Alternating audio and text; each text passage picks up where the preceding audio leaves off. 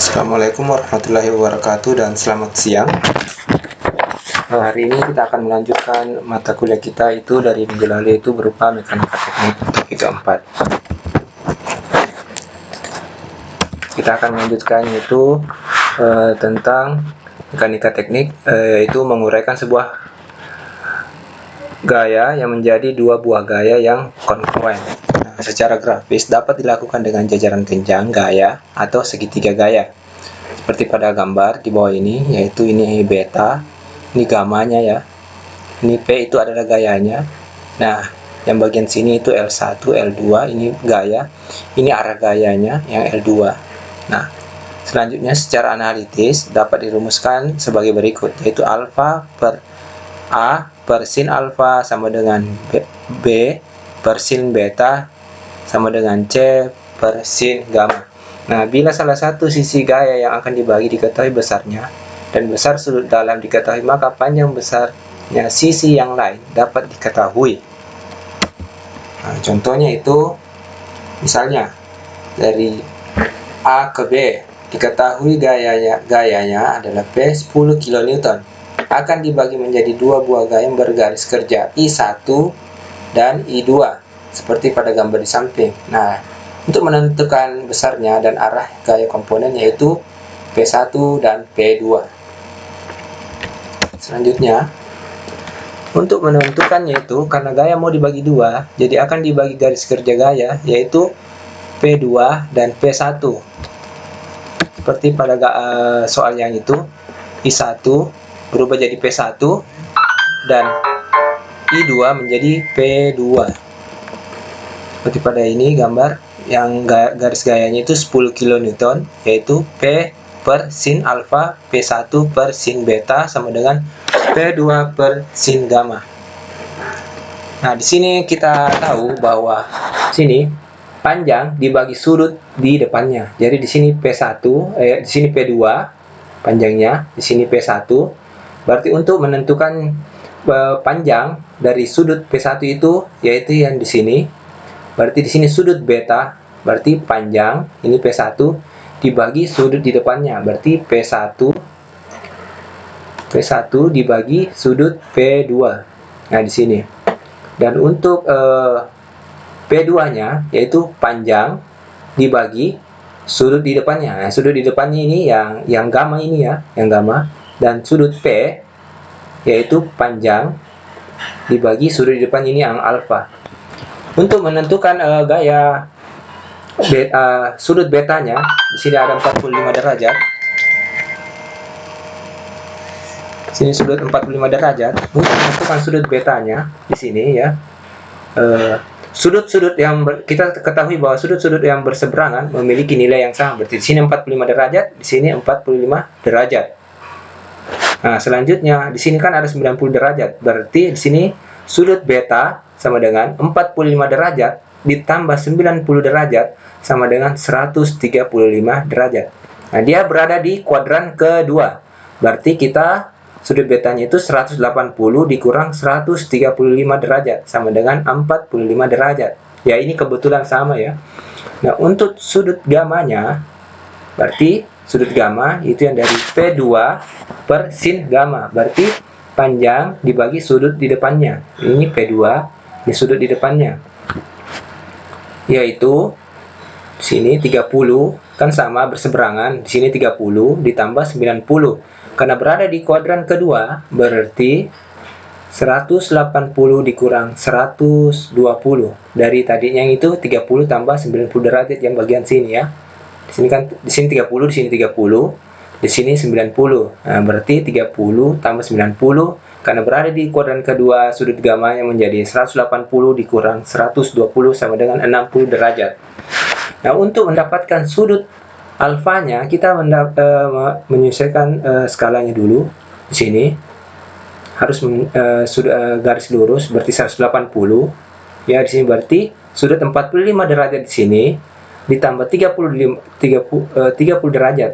Tapi untuk mendapatkannya itu berarti 180 dikurang 45 derajat ditambah 60 derajat sama dengan 75 derajat. Karena sudah diketahui ya. Berarti selanjutnya untuk mendapatkannya itu P1 per sin beta sama dengan P per sin alfa. Berarti P1 berubah ruas, berarti P sin alfa kali sin beta. Berarti 10 per sin 75 dikali sin 45 dirubah jadi 10 per 0,97 kali 0,71 sama dengan 7,32 kilonewton. Nah, selanjutnya di P2-nya itu sin gamma sama dengan P per sin alfa. Nah, P2-nya itu sama dengan P per sin alfa, pindah ruas ya, jadi kali di sin gamma. Berarti 10 per sin 75 kali sin 60. Berarti P2-nya itu 10 per 0,97 kali 0,87. Jadi P2-nya itu 8,97 kilonewton. Nah, selanjutnya untuk membagi sebuah gaya menjadi dua buah gaya yang tidak kongruen. Nah, contohnya itu diketahui bahwa B ini gaya sebesar 10 kN akan dibagi menjadi P1 dan P2 yang garis kerjanya masing-masing melalui A dan C. Dengan A sama dengan 3 meter, B sama dengan 5 meter. Kita akan menggunakannya dengan cara grafis dan analitis. Yaitu dengan cara grafisnya itu berupa harus disesuaikan dulu skalanya ya. Nah, skalanya itu seperti ini, misalnya kalian pakai kertas grafik atau pakai kertas berpetak dan harus mempunyai, kalau tidak itu mistar segitiga. Ya, kalau Anda bisa AutoCAD ya lebih bagus lagi ya, tinggal di capture saja kalau sudah jadi. Nah, untuk melanjutkannya itu misalnya untuk mula-mulanya itu kita garis sini 10 kN. Untuk awalnya ini kita harus tarik garis di sini P 10 kN garis panjangnya. Untuk skalanya misalnya 10 kN, berarti satu garis kertas berpetak itu atau satu kertas grafik yaitu 1 meter atau 1 meter atau satu kotak atau 2 kotak menjadi 1 meter. Terserah kalian ya, sesuaikan saja skalanya. Misalnya P-nya itu 10 kN, A sama dengan 3 meter, B sama dengan 5 meter. Nah, garisnya itu P-nya itu kita garis dulu. Kemudian taruh titik O di sembarang tempat. Titik O. Kemudian kita ambil garis P1 yang pertama itu. Sini P1 yang warna merah. Kita tarik dari ujung awal dari garis P ke garis O. Nah, garis ini, yang merah ini, yang angka 1 ini. Garis merah kita tarik ke sini. Ini harus sama sudutnya ya. Nah, sudut yang ini. Terus selanjutnya itu untuk P2-nya. Nah, P2-nya itu mengambil dari ujung pangkal dari garis P, yaitu yang ini garis warna kuning. Ambil dari titik 0 ini ke garis yang ujung dari P. Nah, sudah itu kita harus lanjutkan ini, kasih pindah dari sini ke sini. Biasanya itu pakai penggaris segitiga ya, biar lebih memudahkan kalau Anda punya. Selanjutnya, kan di sini belum diketahui ini garis tiganya. Untuk mendapatkan garis tiga di bagian sini, nah, kan sudah didapat garis 1, 2 ini yang warna merah dan warna kuning. Nah, kita garis tiganya ini, atau di sini kita sebut biasanya itu dipakai lambang S. Nah, ini ujung titik ini ditarik garis ke ujung titik P2 yang C. Nah, garis yang ini dipindahkan ke garis 0 ini.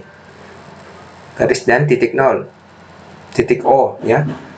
Nah, titik O ini nanti bagian ujung ini itulah menjadi ujung dari P1 dan ujung dari P1 itu dilanjutkan ke P2. Nah, mudah kan dari cara grafisnya? Sesuaikan saja dengan skalanya. Nah, kan tidak diketahui secara pasti berapa angkanya. Nah, untuk analitisnya yaitu dengan menggunakan statis momen, yaitu berupa resultan sama dengan jumlah momen komponennya. Nah, di sini kan misalnya A 3 meter, B 5 meter.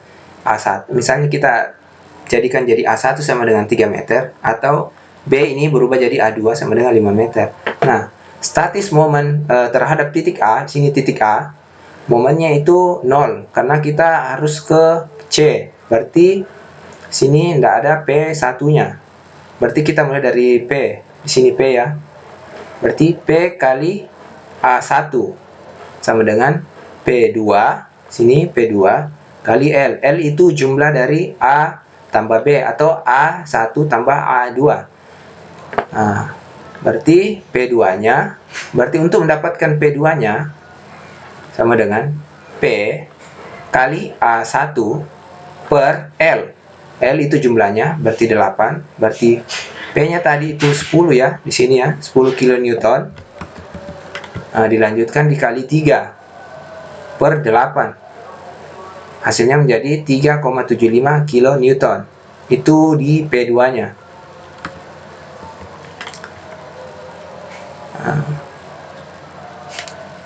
Untuk statis momen di titik C itu P kali A2 sama dengan P1 kali L1. Nah, yang dicarikan ini C yang titik terhadap C-nya.